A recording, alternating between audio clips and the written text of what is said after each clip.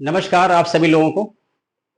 मैं प्रमोद कौशल आप सभी का वेलकम करता हूं अपने YouTube चैनल सर्वोदय इंस्टीट्यूट पर। स्वागत है आप सभी का। और जुड़ते रहिए सभी लोग, पढ़ते रहिए। जिस तरीके से आपके एग्जाम की चर्चा है टीचिंग भर्ती की, शायद कुछ पॉसिबिलिटी बन जाए। टीजीटी पीजीटी में तो करंट अफेयर आता नहीं है तो कोई मतलब नहीं है। आप उसके लिए बिल्कुल इंडिपेंडेंट रहिए और बस अपने विषय को, स्पेशलाइज जो विषय है उसको पढ़ते रहिए, ठीक है। इसके अलावा जैसे अब जिनका जूनियर है और प्राइमरी है उन्हीं में थोड़ा सा करंट अफेयर और जीएस की इंपॉर्टेंस है। टीजीटी पीजीटी वाले इससे बिल्कुल अलग रहते हैं। हाँ, कोई पॉलिटिकल साइंस है या हिस्ट्री है वो विषय, तो उसमें भी कोई विशेष भूमिका करंट अफेयर की है नहीं। अब अगर कुछ राज्य आगे भविष्य में शामिल कर दे तब की तब देखी जाएगी। तो करंट अफेयर सिर्फ प्राइमरी जूनियर के लिए इंपॉर्टेंट है, सभी लोग पढ़ते रहिए। देखिए अगला पॉइंट हमारा यहाँ क्वेश्चन क्या है। क्वेश्चन ये है, यहाँ ऑप्शन शायद मिस हो गए। वधावन बंदरगाह किस राज्य में स्थित है? कुछ ऐसे ही आपको ऑप्शन दे देंगे वो। गुजरात दे देंगे, ठीक है, केरल दे देंगे, समुद्री ही देंगे, आंध्र प्रदेश दे देंगे और महाराष्ट्र दे देंगे। कुछ ऐसे ही ऑप्शन वो लोग बना देंगे, ठीक है। हो सकता है कहीं मिस हो गया हो। गुजरात, केरल, आंध्र प्रदेश, महाराष्ट्र। अब इसमें से ये मोस्ट इंपॉर्टेंट क्वेश्चन है। ये क्वेश्चन ही मोस्ट इंपॉर्टेंट है। अब आपको विश्वास न पड़े तो कोई पेपर जाके चेक कर लेना आप। क्योंकि हम सब में तो बोलते नहीं मोस्ट मोस्ट इंपॉर्टेंट, क्योंकि हम जो अक्सर जो बहुत ज्यादा अच्छी न्यूज नहीं है उसको हम काट देते हैं। समझ रहे हैं इस बात को? जो ज्यादा बेहतर न्यूज नहीं उसे हम काट देते हैं। वैसे भी तो इंपॉर्टेंट ही पढ़ाने का काम करते हैं। तो इसका सही आंसर किसके साथ जाएंगे? महाराष्ट्र सही हो जाएगा। अब इसकी व्याख्या पढ़ लीजिए। 30 अगस्त को महाराष्ट्र में भारत का 13वां प्रमुख बंदरगाह वधावन बंदरगाह का शिलान्यास किया गया है। किसके द्वारा? प्रधानमंत्री जी के द्वारा। बात समझ में कुछ आई नहीं आई? वधावन बंदरगाह कहाँ है? महाराष्ट्र में। कौन से नंबर का? 13वें नंबर का। उद्घाटन by prime minister Modi ji, right. परियोजना की लागत ये आपके एग्जाम में नहीं आएगी, सिर्फ जानकारी के लिए बताया है। कोई बड़े एग्जाम का हिस्सा बनिए तो बहुत ज्यादा कॉम्प्लिकेट पूछे तो बात अलग है। इसकी कुल क्षमता 300 मिलियन टन प्रतिवर्ष है। इतना ये सामग्री पहुंचाने काम करेगी, क्योंकि जो बंदरगाह होते हैं इनका काम ही है कि जो विदेशों सामान आता है उसका मैनेजमेंट करते हैं, ठीक है। तो वधावन बंदरगाह ये एक नया बंदरगाह जो है बना हुआ है। देश का 13वां प्रमुख बंदरगाह है, यानी 12 और पढ़ने चाहिए। वैसे बंदरगाह के क्वेश्चन एग्जाम में आते हैं, कभी कभी पढ़ लिया करिए। नेचुरल, आर्टिफिशियल, कौन गहरा, इस तरह के क्वेश्चन कभी कभी बन जाते हैं। अगला क्वेश्चन देखते हैं क्या है।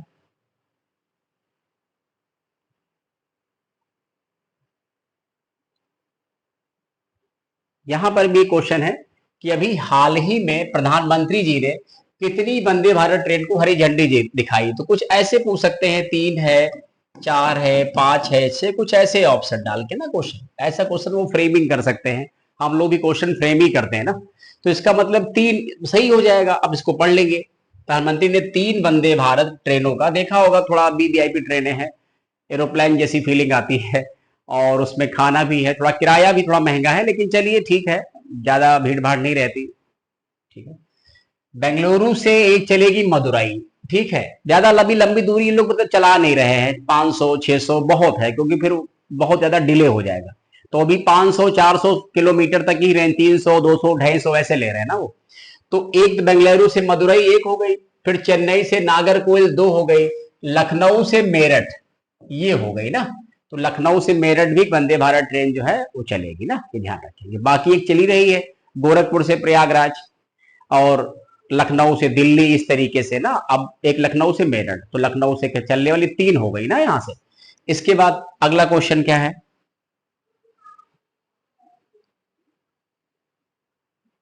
ये हमारा क्वेश्चन क्या है? लिखा है राजेश वर्मा किस राज्य के पिछड़ा वर्ग आयोग के अध्यक्ष बनाए गए हैं? जो विद्यार्थी लोकल डिस्ट्रिक्ट के होते हैं वो तुरंत पकड़ लेते हैं। तो राजेश वर्मा जो है ये उत्तर प्रदेश, बिहार, मध्य प्रदेश, छत्तीसगढ़। सही आंसर उत्तर प्रदेश है। आपको समझा देते हैं। देखिए यूपी में महिला आयोग की अध्यक्ष अगर हम बात करें, अभी नई बनी है, राज्य महिला आयोग की अध्यक्ष, राज्य महिला आयोग की अध्यक्ष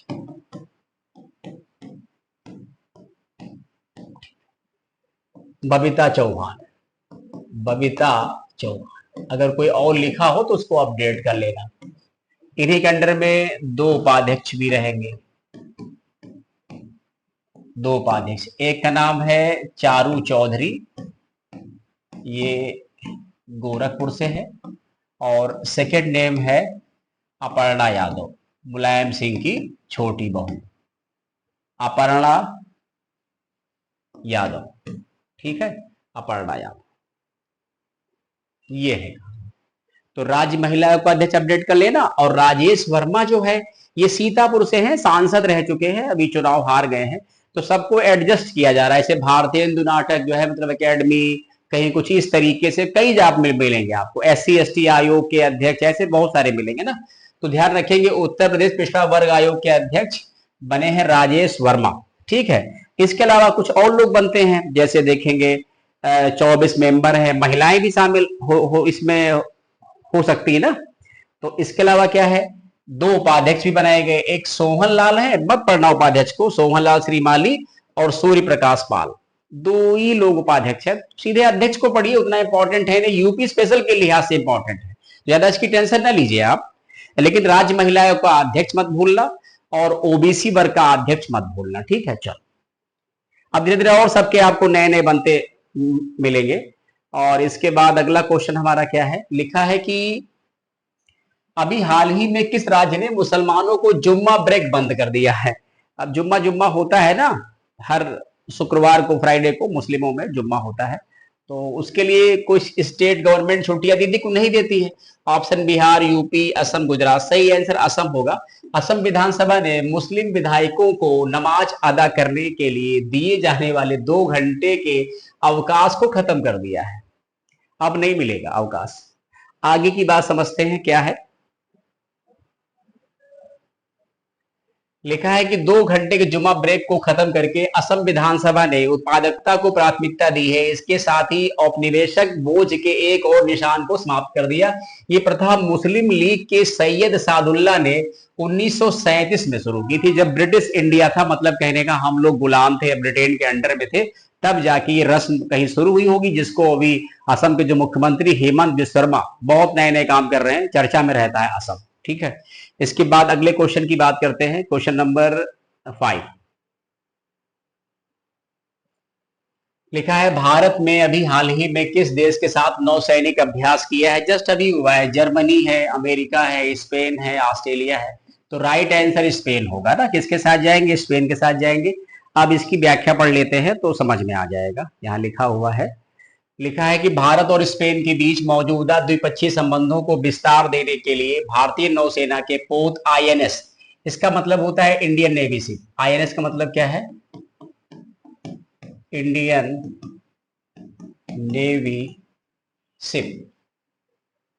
ठीक, तबर ने स्पेनिश नौसेना के साथ समुद्री अभ्यास किया। यह अभ्यास स्पेन के मलागा बंदरगाह पे किया गया। तो मलागा बंदरगाह कहां पड़ेगा, स्पेन। हमारा INS शिप का नाम क्या है, तबर, भूलेंगे नहीं,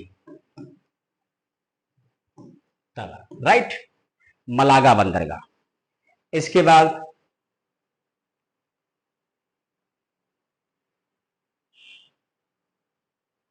मोस्ट इंपॉर्टेंट है, लॉक कर दीजिए एग्जाम के लिए, बधावन को लॉक कर दो, इसको लॉक कर दो। आ जाएगा सर, श्योर, आता तो है ही मेरा, यही तो खास बात है, आएगा नहीं तो कहां जाएगा।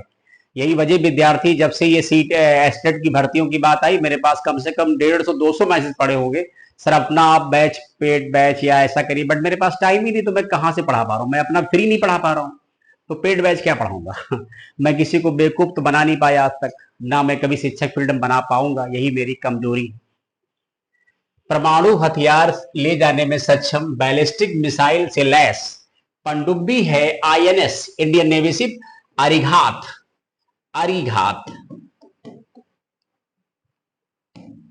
अरिघात को किस शहर में रक्षा मंत्री राजनाथ सिंह की मौजूदगी में नौसेना में शामिल किया गया। कोची, मुंबई, विशाखापट्टनम, पोरबंदर। ऑप्शन आपके सामने, पहले कमेंट करिएगा फिर आप आंसर दीजिएगा। इसका सही आंसर है विशाखापट्टनम। आइए कमेंट पढ़ते हैं या इसकी व्याख्या समझते हैं। क्या है व्याख्या, थोड़ी व्याख्या इसकी लंबी है तो आराम से पढ़िए, क्योंकि आपको इसमें 2-3 क्वेश्चन के और आंसर मिल जाएंगे। परमाणु पनडुब्बी है, दूसरी है, पहली भी बताएंगे कौन है, तीसरी भी बताएंगे कौन है। देखते रहिए। परमाणु हथियार ले जाने में सक्षम बैलिस्टिक मिसाइल से लैस पनडुब्बी आईएनएस अरिहंत को विशाखापट्टनम में रक्षा मंत्री राजनाथ सिंह की मौजूदगी में नौसेना में शामिल किया। पक्का पूछेगा कहां शामिल किया गया? विशाखापट्टनम। अरिहंत श्रेणी की ये दूसरी पनडुब्बी ज्यादा आधुनिक और मारक है। समुद्र की गहराई में रहकर सीमा की सुरक्षा करने में सक्षम है ये। अभी बताते हैं इसके फीचर्स और क्या क्या है। इसके अलावा इसमें क्या है लिखा हुआ?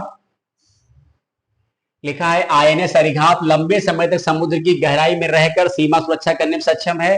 भारत की पहली स्वदेश निर्मित परमाणु पनडुब्बी आईएनएस अरिहंत है। याद आया? तो 3 पनडुब्बियां मिल गई ना आपको। एक आईएनएस अरिहंत जो पहली है की परियोजना जुलाई 2009 में शुरू की गई थी। 2016 में इसका जलावतरण किया गया, शामिल किया गया नौसेना। पहली है अरिहंत, दूसरी है अरिघात। भूलेंगे नहीं, ध्यान रखेंगे। बिना सतह पर आए लगातार 3 दिनों तक पानी में रह सकती है। लगातार कंटिन्यूअस पानी में रह सकती है। इसके बाद देखेंगे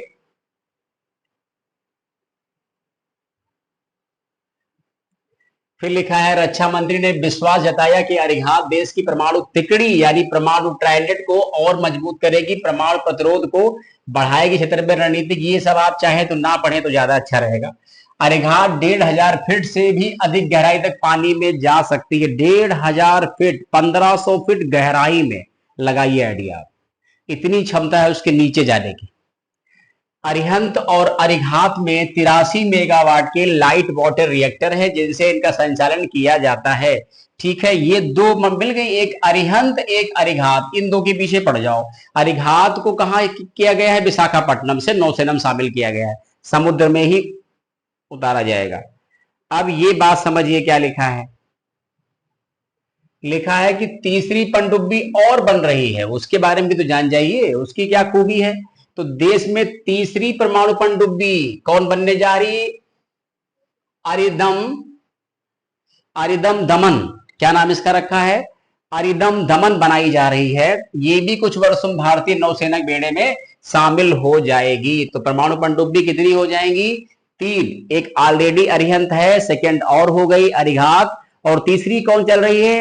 अरिदम दमन। ठीक है, या अरिदम दमन कह सकते हो। ये पॉइंट इंपॉर्टेंट है, ध्यान रखना, आएगा जरूर क्वेश्चन। इसके बाद अगले क्वेश्चन को देखते हैं। क्या है स्टीलेट जेट? देखो ये थोड़ा सा क्या है, अब पहले आपको यहां समझा है तो समझ में आएगा। ये कुछ हमारे यहाँ 5.5 जनरेशन की कुछ लड़ाकू विमान बनाए जा रहे हैं डीआरडीओ की मदद से। तो यहां लिखा है कि भारतीय सेना अपनी रक्षा क्षमताओं में महत्वपूर्ण छलांग लगाने के लिए तैयार है। अगले 4 साल में देश के पास सबसे उन्नत स्वदेशी लड़ाकू विमान होगा। इस 5.5वीं पीढ़ी के विमान के प्रोटोटाइप को 2028 तक विकसित करने का लक्ष्य रक्षा अनुसंधान और विकास अनुसंधान संगठन डीआरडीओ से विकसित कर रहा है।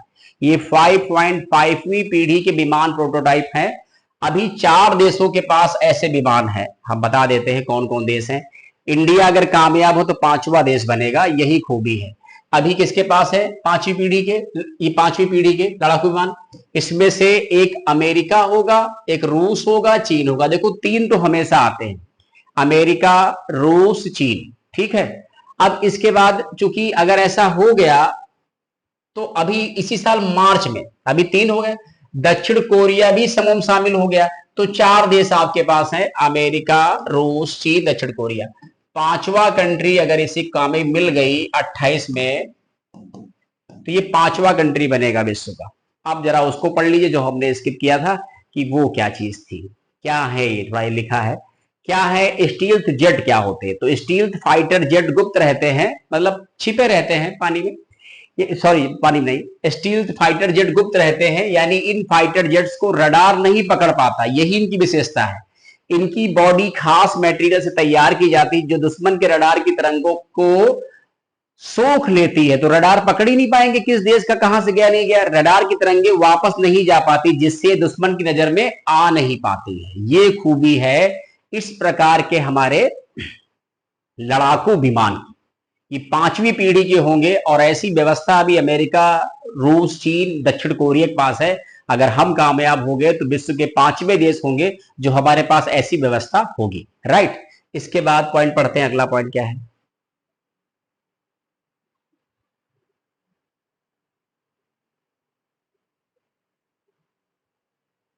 अभी हाल ही में किस राज्य ने मुसलमानों के लिए विवाह पंजीकरण अनिवार्य किया है? मुस्लिमों के लिए पंजीकरण भी अनिवार्य है। ठीक है, ये राज्य कौन सा हो सकता है? गुजरात, असम, मध्य प्रदेश, उत्तर प्रदेश। इसका सही आंसर है असम। इसकी स्टेटमेंट पढ़ लीजिए तो समझ में सब आ जाएगा। ठीक है, लिखा हुआ स्टेटमेंट है, असम मुस्लिम विवाह और तलाक का अनिवार्य पंजीकरण विधेयक 2024 सदन में पेश किया गया। असम में मुसलमानों के लिए शादी और तलाक का रजिस्ट्री करना अब अनिवार्य हो गया है। करीब 90 साल पुराना असम मुस्लिम निकाह और तलाक पंजीकरण अधिनियम 1935 को समाप्त कर दिया गया। इस कानून के तहत कम उम्र में भी निकाह करने की अनुमति थी। नए कानून में बाल विवाह पर रोक लग जाएगी। बाल विवाह पर रोक लगेगी, प्लस शादी का रजिस्ट्रेशन करना काजी बाजी नहीं करेंगे, गवर्नमेंट करेगी, स्टेट गवर्नमेंट। राइट, ऐसा असम में हेमंत विश्व जी ने किया हुआ है। अगला क्वेश्चन क्या है? इंडियन ऑयल कारपोरेशन किस प्रकार की कंपनी है? महारत्न, नवरत्न, मिनीरत्न और उपरोक्त में से कोई नहीं। तो इसका सही आंसर महारत्न है। व्याख्या पढ़ लेंगे। केंद्र सरकार ने Satish Kumar Vadugiri Indian Oil Corporation और रजनीश नारंग को हिंदुस्तान पेट्रोलियम कारपोरेशन का अंतरिम अध्यक्ष नियुक्त किया है। ये केंद्र सरकार ने 2 अपॉइंटमेंट किए हैं, तो ध्यान रखेंगे। हमारे महारत्न कंपनियां हैं, नवरत्न भी, मिनी रत्न भी है। अभी कुछ संख्या बढ़ी है नवरत्न कंपनियों की, तो जो विद्यार्थी इसको पढ़ेंगे वो कमेंट करके बता देंगे। क्वेश्चन का आंसर देना है आप सबको। जो पढ़ेंगे हम समझ जाएंगे, उनका कमेंट आएगा। कितनी कंपनी महारत्न है, कितनी कंपनी नवरत्न है, बता देंगे तो सो गुड है। सही तो आंसर हम देंगे जब क्लास पढ़ाएंगे नेक्स्ट क्लास। वैसे कुछ कंपनियां बढ़ी है। ठीक है, चलो देखिए कौन राइट आंसर देता है इसका।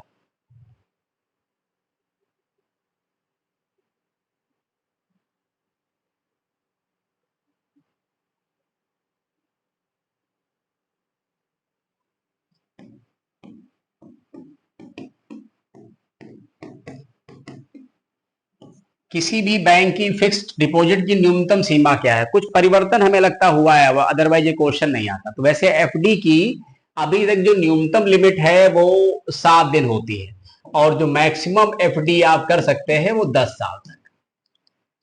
लेकिन अब ऐसी योजना है कि इसको 20 वर्ष के लिए किया जाए। कुछ ऐसा परिवर्तन हो रहा है बैंकों की तरफ से, और सिस्टमैटिक प्लान से पैसा निकाल भी सकते हैं। तो यही व्याख्या है, इसीलिए क्वेश्चन आया ये। देखिए क्या लिखा हुआ है। ज्यादातर बैंक अभी 7 दिन से लेकर 10 साल तक की सावधि जमा यानी एफडी करने की अनुमति देती है, जिसमें वन टाइम फिक्स डिपॉजिट करना रहता है, बार बार नहीं। एक बार पैसा उठाओ, 1 लाख, 2 लाख, 50,000, 10,000 फिक्स कर दो, भूल जाओ 5-10 साल। बैंक ने एफडी की अधिकतम अवधि को 20 वर्ष करने की योजना बनाई है। निवेशकों को 10 साल के बाद इस एफडी से धीरे धीरे पैसा निकालने की सुविधा मिलेगी। बस यही पॉइंट है। इसके बाद देखते हैं अगला पॉइंट क्या है। अगला है कि एशियन हॉकी चैंपियनशिप ट्रॉफी, ये मेल वर्ग है, पुरुष वर्ग की बात कर रहे हैं ना, का आयोजन कौन सा देश कर रहा है? चीन, भारत, पाकिस्तान, मलेशिया। सही आंसर चाइना है। ठीक है, आज इंडिया का मुकाबला है चीन के साथ।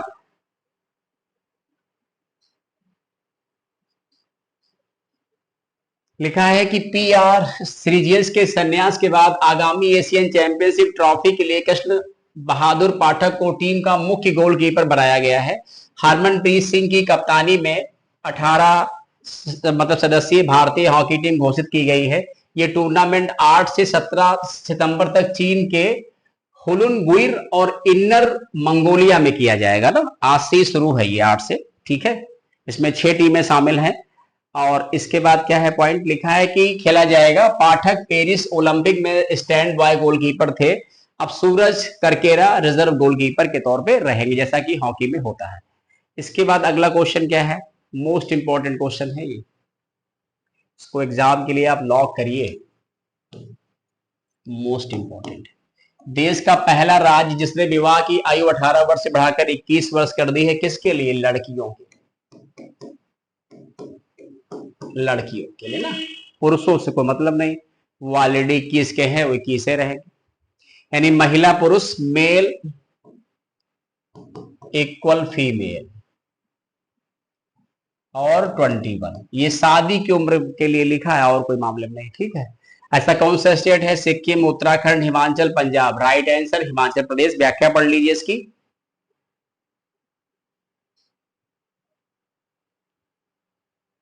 लिखा है कि हिमाचल प्रदेश बेटियों की शादी की उम्र, हिमाचल प्रदेश बेटियों की शादी की उम्र 21 साल करने वाला पहला राज्य होगा। राज्य की सभी बेटियां उच्च शिक्षा प्राप्त कर कैरियर बना सकेंगी। श्री प्रदेश की कांग्रेस सरकार ने बड़ा फैसला लिया है। प्रदेश की बेटियों के हक में बाल विवाह प्रतिषेध हिमाचल प्रदेश संशोधन विधेयक 2024 विधानसभा में पारित करवा दिया गया। ये पारित हो गया है 24 में वहां से हाउसेस से। अब लड़कियों की शादी की न्यूनतम आयु 21 वर्ष होगी। ऐसा करने वाला पहला राज्य है, यानी 21 वर्ष महिला 21 वर्ष पुरुष दोनों बराबर हो गए। ऐसा वैसे केंद्र सरकार की भी एक स्कीम थी, योजना थी, जब मैंने क्लास में पढ़ाया आप सबको। अब ऐसा राज्य पहले कौन कर रहा है, वो हिमाचल प्रदेश है। तो ये पॉइंट इंपॉर्टेंट है, याद रखना। इसके बाद क्या है अगला पॉइंट, अभी हाल ही में किस योजना के 10 वर्ष पूरे हुए? अभी हाल ही में किस योजना के 10 वर्ष पूरे हुए हैं? मिशन चंद्रयान, स्वच्छ भारत मिशन, प्रधानमंत्री जनधन योजना और प्रधानमंत्री फसल बीमा योजना। अच्छा क्वेश्चन है, इंपॉर्टेंट भी है। सक्सेसफुली वो स्कीम चली है। इसका सही आंसर जनधन योजना 28 अगस्त 2014 इसी के है। चंद्रयान तो वैसे पर अभी थर्ड वाला किया गया था, चंद्रयान उससे पहले 2 वाला किया गया, फिर फर्स्ट वाला किया गया ना। तो स्वच्छ भारत मिशन जो है ये 2014 का है, लेकिन ये अक्टूबर का है। फसल बीमा क्या है, ये 2016 की स्कीम है। तो अभी इसी को 10 वर्ष पूरे हुए हैं। फिर इसकी सारी जो है जो डिटेल है, कितने खाते खुले, कैसे क्या क्या हुआ ना, इसमें जीरो बैलेंस खाते थे, मेरा खाता भाग्य विधाता, जिनके पास। अब गवर्नमेंट ने एक प्लान और किया है कि जिन लोगों के खाते हैं अब उन्हीं परिवार में जो बच्चे नाबालिग से बालिग हो जाएंगे उनको भी बैंक से जो कहीं ना कहीं जोड़ने काम करेंगे। तो जनधन एक कामयाब स्कीम है, ठीक है, जीरो बैलेंस खातों के माध्यम से। वही यहाँ पर व्याख्या लिखी है, कोई खास व्याख्या नहीं, आप उसको पढ़ लेना, कुछ बताने का मतलब नहीं बनता ना। 10 वर्ष पूरे होने पर प्राइम मिनिस्टर साहब ने तारीफ की। इसके बाद एक न्यायमूर्ति, एक कमेटी कभी कभी एग्जाम में आपके आती है, न्यायमूर्ति नहीं, हेमा कोहली की रिपोर्ट में खुलासा हुआ है 17 में एक अभिनेत्री पर हमले के बाद केरल सरकार द्वारा गठित न्यायमूर्ति हेमा समिति की रिपोर्ट में मलयालम फिल्म उद्योग में महिलाओं के उत्पीड़न के मामलों का खुलासा किया गया है। ये इसी मामले की समिति ही है, ठीक है, जिस पर गठित की गई है। और इसके बाद है, अभी हाल ही में गठित की गई है। भारत सरकार ने कितने औद्योगिक सिटी बनाने की बात कही है ना, ये भी क्वेश्चन मोस्ट इंपॉर्टेंट है। और यहां लिख लेते हैं 10 है, 11 है, 12 है, 14, ऐसे ऑप्शन दे दिए ना। कितने इंडस्ट्रियल स्मार्ट सिटी बनेगी, ध्यान, स्मार्ट सिटी नहीं, इंडस्ट्रियल स्मार्ट सिटी। और इसका सही आंसर क्या हो जाएगा, 12। आइए देखते हैं कहां कहां बनेंगे।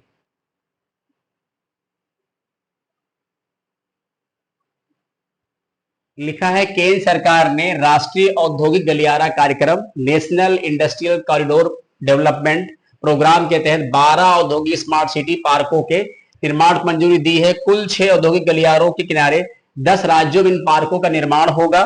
कैबिनेट द्वारा स्वीकृत किए गए सभी पार्क 3 वर्ष के अंदर बन के तैयार होंगे। इनकी क्षमता भी है 3 वर्ष में तैयार हो जाओ। बहुत सारे लोगों को रोजगार भी मिलेगा। अब इसके बाद क्या क्या है, कहां कहां है, देख लीजिए। लिखा है उत्तर प्रदेश और आंध्र प्रदेश में 2-2 पार्क स्वीकृत किए गए हैं, जबकि उत्तराखंड, पंजाब, बिहार, राजस्थान, केरला, तेलंगाना और महाराष्ट्र में एक एक पार्क। ये मोस्ट इंपॉर्टेंट डेटा है, इसको ध्यान रखेंगे पीसीएस आरओ के लिए, ठीक है। पार्कों को बनाने पर ये खर्चा आएगा तो पूछेंगे नहीं ना, छोड़ दो, जिससे 1.5 लाख करोड़ रुपए से अधिक का निवेश आएगा। साथ ही प्रत्यक्ष रूप से 10 लाख लोगों को अधिक से रोजगार के अवसर पैदा होंगे। देश के 10 राज्यों में पहले 6 प्रमुख औद्योगिक गलियारों किनारे हैं जिनको विकसित किया जाएगा। इसके बाद क्या है पॉइंट, अब ये देख लीजिए कहां कहां वो बनेंगे। स्वीकृत पार्कों में 5 अमृतसर कोलकाता औद्योगिक जो गलियारा उसके पास किनारे, 2 दिल्ली मुंबई औद्योगिक गलियारे किनारे बनेंगे।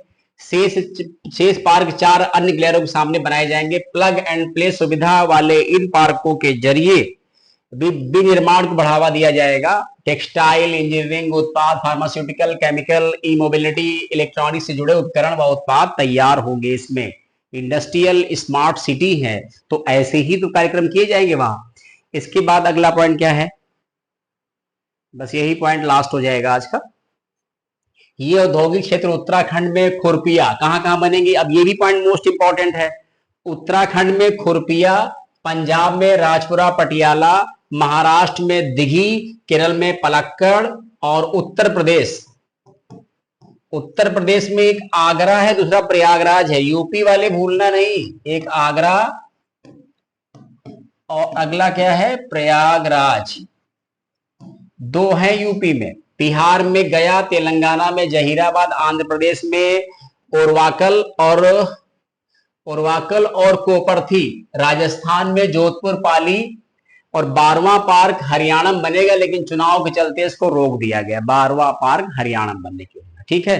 तो चलिए, आप सभी लोग पढ़ते रहिए और कमेंट के द्वारा अपनी बात कहिए। कभी कभी क्लासेस डिले हो जाती, नहीं होती है, चिंता मत करिए, जहां से पढ़ते हो पढ़ते रहो। जब भी कुछ हमारा वीडियो कुछ भी आएगा, जैसे हमने एक वीडियो एमपीसी पढ़ा दिया, तो भले उसको नहीं, बट एमपीसी का फुल फॉर्म पुलिस में तो डायरेक्ट आ गया ना। कम से कम इतना विश्वास तो रखो कि जो सर पढ़ा रहे हैं एक एक बात रिकॉर्ड रखिएगा, आप एग्जाम के लिए फंसेगा जरूर। सबसे ज्यादा जो फ्रिक्वेंसी है वो हमारी साइड से मिलेगी, ठीक है। तो चलिए, बहुत बहुत धन्यवाद, थैंक यू सो मच। बाकी ये हमने अगस्त तक की न्यूज कवर कर दी है, 15, 16 से लेके 31 अगस्त तक, ठीक है। अब इसके बाद हम 1, 2, 3, 4, 5, 6, 7, 8 तक की न्यूज को वही प्रोवाइड करने की कोशिश करेंगे आज ही। थैंक यू सो मच, बहुत बहुत धन्यवाद आप सभी का।